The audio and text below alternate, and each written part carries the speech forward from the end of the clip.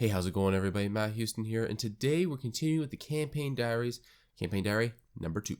So for this session, we only had 2 people. Unfortunately, work had to call for a few of my players, and we had to suddenly be without them, such as the way things go.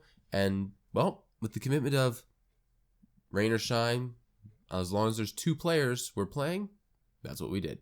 So Zale, the half-elven sorcerer, whom is being played by David, happened to be in the tavern at the same time that morning. So from where we last left our heroes, Wisteria had decided, I'm going to go off and do my own thing, just to kind of cover the fact that the player isn't there.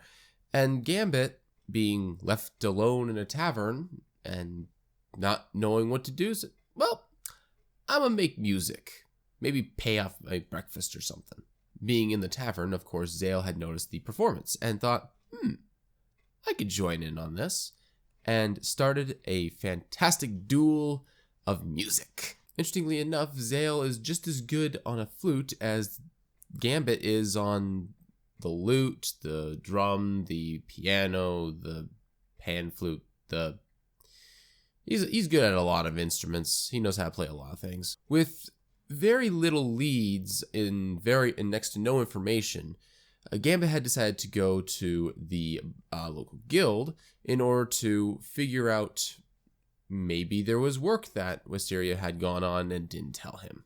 Having not met them, it was pretty interesting for the leader of the Dragon Scale of the Dragon, Talthun, to meet a tabaxi of all things in, the middle of the woods for all intents and purposes. So the two had some general conversations, talked about the spiders and their reward for fighting them, and how he could make some money, and just the kind of general going-ons of the town around them and what kind of work might be available. He, of course, offered an invitation to join the guild, but he respectfully turned it down.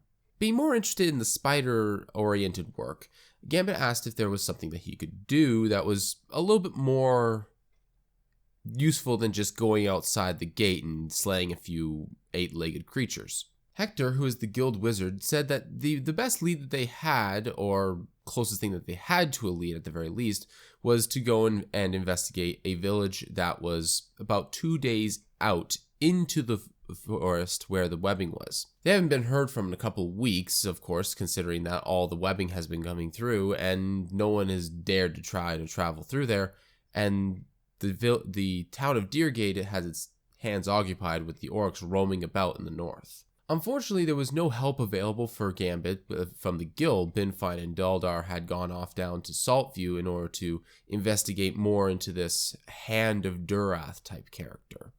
See if anything particularly dangerous could become of it. Zale, having followed Gambit as he is the most interesting looking person in town, was outside playing his flute for a little bit. And after some proper introductions, though one would say the playing of music between 2 minstrels is a fair enough form of introduction, Gambit made an offer to Zale, a way to make a little bit of coin and maybe do a little good and possibly have a little bit of fun along the way. Zale had, of course, agreed. Why wouldn't he? The player is sitting at the table and he wants to join the party as quickly as he can, so this is the best way to do it. They went to the shop, purchased a bit of gear, tent, maps. Maps are super handy. It's always good to ask for maps, by the way. Odds are your DM won't necessarily have a map handy or available for you to physically look at, but if you have a map in your party's inventory, it's a lot easier to navigate where you're going. The village of Amberwood, which is where their destination is out the west gate and a little bit to the north. This gate is kept closed, unlike the southern gate. Why, you ask? Well, this is spider territory, where there are webs pretty much 30, 40 feet outside of the gate where the tree line kind of starts. There's webbing there, on the ground, in the trees, so they just keep the gate shut. The road's kind of blocked off and no one can travel it anyways. So as they were to make their exit for the town, they had to explain their situation to the guard that was not letting them through initially, and he offered them some advice on safe travel through the forest. After some smart play and some really good rolls, the dynamic duo that is our heroes had made their way, though a day longer to ensure their safety through the passages of the forest, made their way to Amberwood. Something that was of note to them as they were approaching Amberwood is that the webbing in the area, about 100 meters or so, outside of town, as the tree line started to thin a little bit. They could see stumps, and the webbing itself, though, was very quickly becoming less and less prevalent in the area around them. This, of course, led both of them to believe that Amberwood was, for some reason, free of spiders and perfectly safe. They also, immediately upon arriving, noticed that everyone around them begins with looking at them with suspicion and distrust. During this conversation, they had realized that the webbing in the area had cleared up around them 4 weeks ago, which was unusual considering that the webbing had gone through and started encroaching on Deergate's territory about 6 weeks ago. Wanting to get on everyone's good side, the first thing that they did was go to the local tavern, which is really more of just a bar and cook with, tables. It's more like a restaurant as opposed to a tavern, though they did have a room available. One room, but a room nonetheless. And decided to spend a good part of their day making music and making conversation, trying to lighten the people's trust against them. This was met with mostly favorable responses. Many people started to smile, kind of enjoy the music and the tales that they would tell of the outside world. Suspecting that the village is up to something that keeps the spiders away from town, they decided to start walking around the outer area of the town to ensure that maybe there's something here, maybe there isn't. Let's see what we can find. While doing their rounds, they noticed that a window had been opened on the outside of town facing towards them, with someone there. Waving them down and dropping a note onto the ground behind the building. I'm unable to tell who the person was that was throwing the note down, but before the window had been closed, they had retrieved the note, and it said for them to talk to Marnia Irongall. With seemingly no other leads, they went and found her place, whom she happened to be the town blacksmith. Distrusting at first, but wanting closure, she allowed them into her home. While talking with her, she mentioned a few things that was of quite a bit of interest to the party. First, that villagers in the morning would go out with sacks filled with some sort of substance, she wasn't sure what, would go out of town to the outer skirts of town and come back with the bags empty.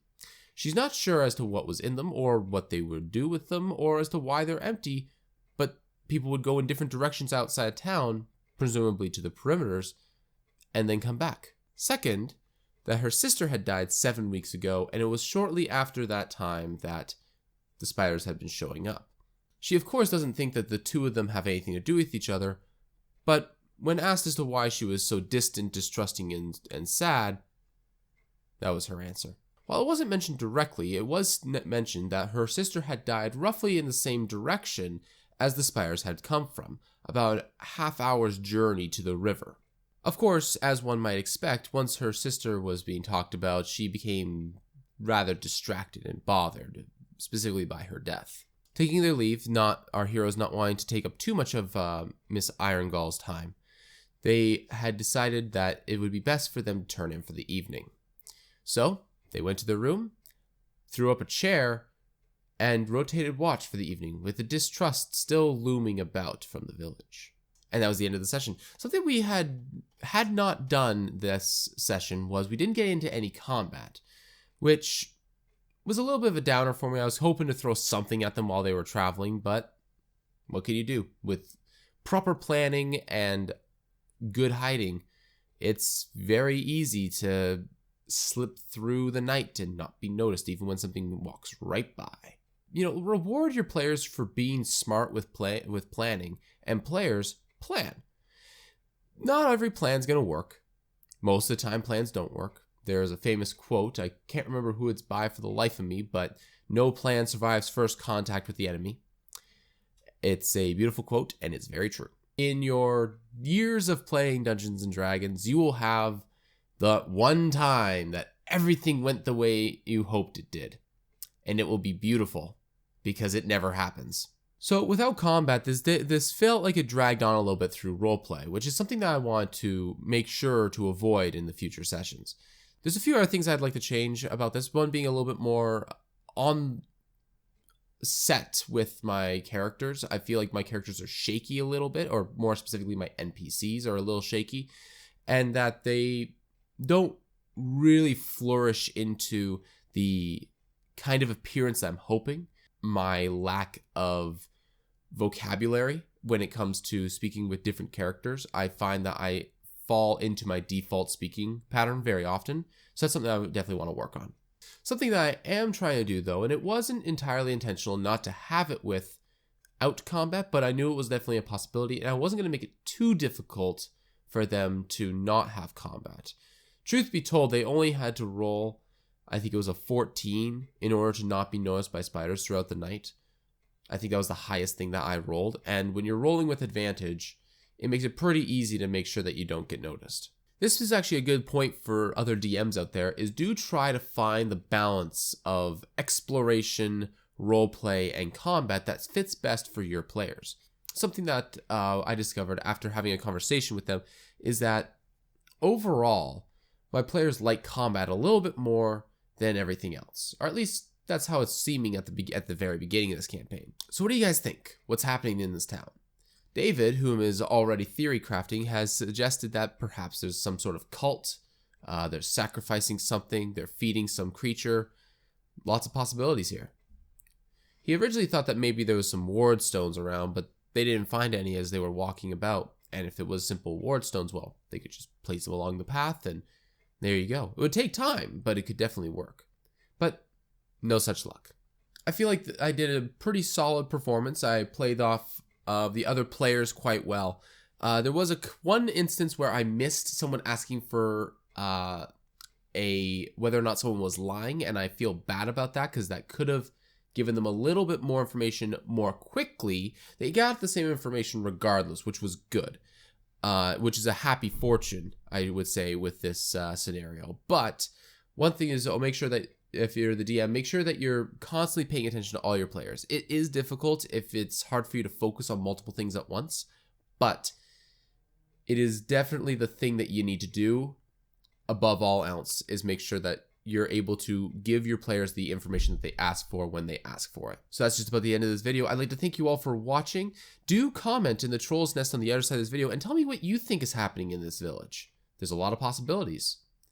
And they don't have all the information yet, so we'll see what happens as things go forward. Don't forget to leave a like if you did, and if you want to see more of my content, you can always click on a previous video and subscribe so that you never miss a video. Until next time, guys, have a good day.